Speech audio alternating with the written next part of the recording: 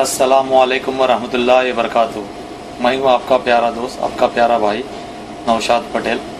मैं आप लोगों से कुछ पूछना चाहता हूँ, कुछ कहना चाहता हूँ। क्या आज सुबह में आपने फजर की नमाज़ पढ़ी? उम्मीद करता हूँ आपने पढ़ी होगी। अल्हम्दुलिल्लाह मैंने भी पढ़ी। लेकिन अक्सर क्या होता है, कई दफ़ा हम लोग की नमाज का कज़ा हो जाती है छोटे छोटे रीज़न की वजह से। मैं आपको बताता हूँ, मैं दुबई में पब्लिक ट्रांसपोर्ट की बस चलाता हूँ और बस चलाते वक्त बस में इतनी भीड़ होती है कि मेरी वज़ू होते हुए भी मैं नमाज़ नहीं पढ़ सकता था। कई बार ऐसा होता है कि नमाज का इरादा करता हूँ, एक स्टेशन पे वज़ू करूँ, दूसरे स्टेशन पे नमाज़ पढ़ूँ, लेकिन नहीं पढ़ता था क्योंकि कंपनी का खौफ, पैसेंजर का खौफ, फ़ाइन मिलेगा उसका खौफ, बस लेट हो जाएगी तो फ़ाइन मिलेगा। लेकिन मेरे दिल के अंदर एक ख्याल आया, मैं जब हमेशा शेख ज़ायद रोड से या कोई हाईवे से गुजरता था तो मैंने बहुत बार देखा कि कुछ पठान लोग, नमाजी पठान लोग जो सच्चे नमाजी होते हैं, वो अल्लाह का खौफ रखते हैं, वो पुलिस का या कोई कानून का खौफ नहीं रखते, क्योंकि कानून तो आपने और हमने बनाया। अल्लाह के कानून से बढ़कर दुनिया में कोई कानून नहीं है। एक शेख ज़ायद रोड के ऊपर या फिर एमिरेट्स रोड के ऊपर मैंने बहुत बार देखा कि पठान लोग जो रहते हैं, वो हम लोग तो पठान लोगों के बारे में बुला भरा करते, कोई जोक बनाता है, कोई भी क्या, लेकिन अल्लाह के सामने नमाजी पठान की कितनी अहमियत होगी सोचो। बहुत सारे पठान लोग ऐसे, आज़ान हो गई, येलो लाइन क्रॉस करके अपनी गाड़ी साइड में लगाते हैं। आपको मालूम है दुबई में येलो लाइन क्रॉस करने का 610 दिरहम फाइन है। उसका खौफ नहीं रखते क्योंकि वो लोग अल्लाह का खौफ रखते और अपनी अजान की आवाज़ सुनने के बाद में गाड़ी साइड में लगा के जाय नमाज बिछा के 10 मिनट लेके पूरी नमाज पढ़ते येलो लाइन क्रॉस करके। अल्लाह ताला उनको बचाता है, ना कोई पुलिस वाला आके उनको फाइन देता है, ना कोई उनको मुश्किलात आती है, क्योंकि नमाजी की अल्लाह ताला हिफाजत करता है। यही चीज़ मैंने बहुत बार नोट की और अपने अंदर एक जज्बा पैदा किया कि जब एक पठान, कम पढ़ा लिखा आदमी इतना अल्लाह का खौफ रखता है कि उसको कंपनी का डर नहीं है, मैं क्यों डरता हूँ? मैं फुल बस भरी हुई अंदर, फुल पैसेंजर से भरी बस के अंदर नमाज क्यों, मेरी नमाज क्यों कज़ा होती है? तो मैंने एक बड़ा रुमाल साथ में रखता हूँ और ये जो सामने जो जगह दिख रही है, ये पैसेज है गेट के पास, यहाँ तक पैसेंजर रहते हैं। ये लाल एरिया में, रेड लाइन में किसी को आने को अलाउ नहीं है। यहाँ पे मैं अपना रुमाल बिछा के नमाज पढ़ लेता हूँ। सबसे पहले मैं अनाउंस करता हूँ, फुल पैसेंजर, बड़ी बस के अंदर 105 पैसेंजर थे, फुल भरी हुई बस के अंदर मैं अनाउंस कर लेता हूँ कि 5 मिनट या 3 मिनट या 4 मिनट में बस के लिए रुकूंगा और तब तक के लिए सॉरी।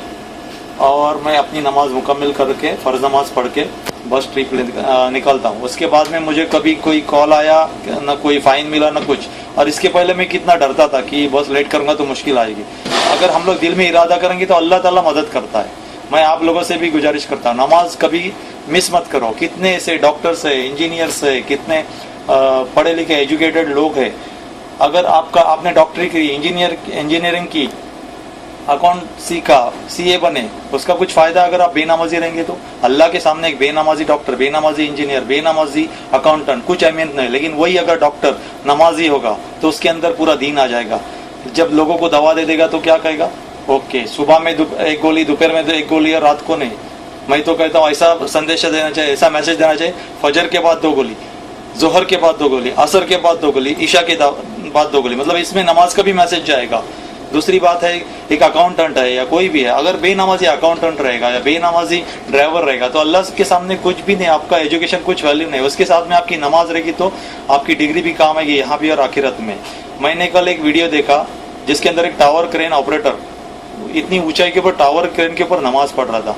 मैं देख के हैरान रह गया कि उसको इतनी ऊंचाई से गिरने का डर नहीं है, ना ही उसको कुछ खौफ है कि कोई कंपनी वाला उसको क्या बोलेगा। उसकी वजह से नीचे ट्रक या जो भी लोडिंग अनलोडिंग होता होगा उसका काम रुका, उस आज़ान की आवाज़ सुनते ही उसने नमाज चालू की होगी। मतलब अल्लाह का खौफ है, उसको ऊंचाई से गिरने का डर नहीं है।